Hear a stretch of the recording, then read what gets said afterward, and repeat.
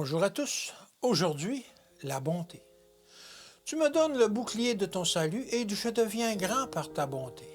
2 Samuel 22, verset 36. Vous êtes chargés de représenter le Christ qui était doux, bon et aimant.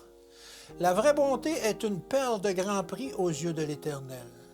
L'esprit de bonté nous est nécessaire. Sans cet esprit, nous ne pouvons pas mener une vie édifiante dans le cercle de famille. Pour diriger convenablement nos enfants, nous devons manifester un esprit de bonté, de patience et de longanimité. Nous ne devons pas faire preuve de critique, de mauvaise humeur, de colère. Si nous apprenons à nos enfants à cultiver la bonté, nous devons la pratiquer nous-mêmes.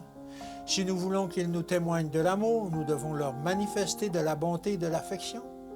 Mais il faut alors que les parents ne montrent ni faiblesse ni indulgence. La mère de famille doit agir avec fermeté et décision. Elle doit être aussi ferme que le roc et ne pas s'écarter du droit chemin. Elle doit faire appliquer ses ordres et ses règlements en tout temps et en toutes circonstances, mais avec bonté et douceur.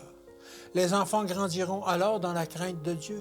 Aucun membre de la famille ne doit se replier sur lui-même, car ceux qui l'entourent ne sentiront pas son influence et son esprit. L'expression même du visage peut influencer en faveur du bien ou du mal. L'esprit, la parole, les actions, l'attitude de chacun ne trompent pas. S'il est rempli de l'amour de Christ, il témoignera de la politesse, de la bonté, un respect affectueux pour les sentiments des autres et communiquera à son entourage par ses actes d'amour et de tendresse, de la gratitude et du bonheur. Il montrera d'une façon évidente qu'il vit par Jésus.